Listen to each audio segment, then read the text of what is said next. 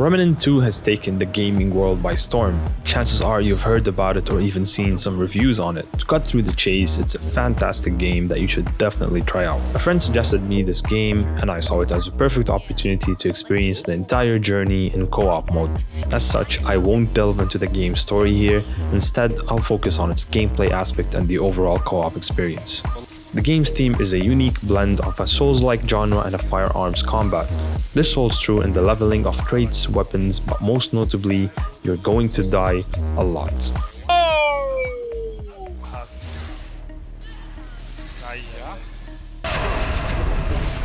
Fortunately, the game is quite generous with its checkpoints, elevating frustrations. We played around 80% of the game on veteran difficulty. Only when we'd leveled up and reached the final boss of the game did we switch it to nightmare difficulty. And let me tell you, it was a brutal challenge. Oh my god!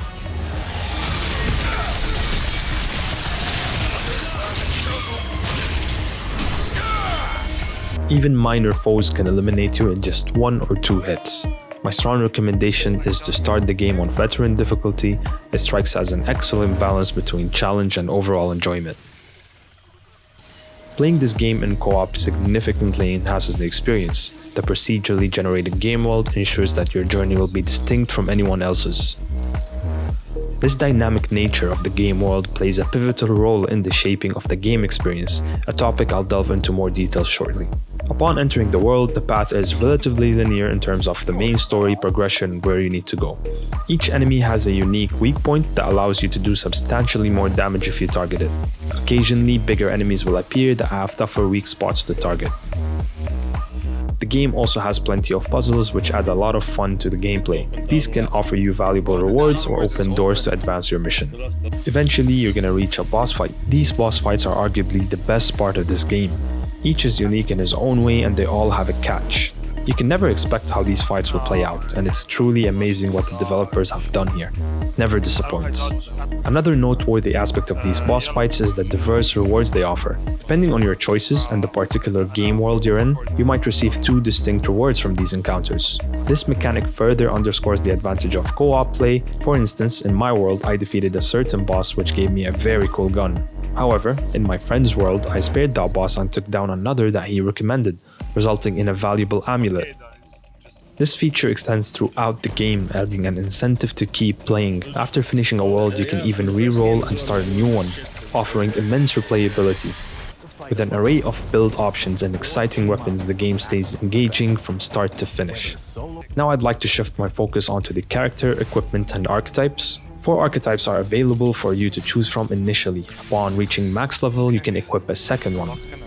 These archetypes significantly shape your gameplay, and when using both, you'll experience a notable power boost. From our gameplay, I can confidently recommend starting the game with a medic archetype. It offers valuable survivability and necessity while you're still measuring the game's mechanics. An additional 7 archetypes can be unlocked by completing missions or uncovering secret locations. That brings the total up to 11. While my partner and I primarily wielded bows, enjoying the satisfaction of targeting enemies' weak points, we sacrificed fire rate for precision due to the time it takes to fully charge an arrow. It's important to note that no single weapon reigns supreme. Each has its own strengths and weaknesses. That makes them situational. Now I'd like to talk about my favorite aspect of the combat, the melee weapons. I began with a challenger archetype, which leans towards tankiness and heavy melee attacks. There's something immensely satisfying about confronting a formidable foe that would normally take you down in a couple of hits, only to pummel them down into submission. My weapon of choice was a 2-handed greatsword, which is slow in animation but does lots of stagger on enemies. Regrettably, the armor system feels a bit underwhelming. While it affects damage reduction, elemental resistance, and weight, your weight only determines roll distance from light, medium, and heavy. The invincibility frames or iframes remain consistent regardless of the weight. A more exciting approach might have involved a passive effect to further diverse the armor's impact on gameplay, but hey, this is what we're given, so it is what it is. The game worlds are beautiful. The art design and quality of everything around you is just top-notch. It's fair to say this game utilizes the Unreal Engine 5 very well. The world's environments evoke a sense of familiarity, with inspirations ranging from the Stranger Things Upside Down world to Bloodborne and Aliens. Each world introduces unique enemy types with their own distinct mechanics, adding a variety of depth to the experience. I must also mention that I played the game on 3 different resolutions: Full HD, Ultra-Wide 2K, and primarily on a large 4K screen. It's worth noting that the game was demanding to run, averaging 60 to 90 FPS depending on the scene when played at 4K. My system specs are a 13700K with 32 gigs of RAM and a 3080. If you're aiming for a 2K or lower resolution, a GPU as powerful as the RTX 2060 should be suffice. Fortunately, the game remained impressively stable with only 2 complete crashes over the course of my 30 hours. In conclusion, my time with Remnant 2 was a thrilling adventure and exceeded my expectations.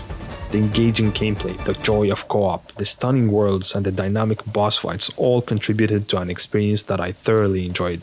I can only hope that more releases of similar quality will grace the gaming landscape in the future. Thank you for listening to this review, and I'll catch you in the next one.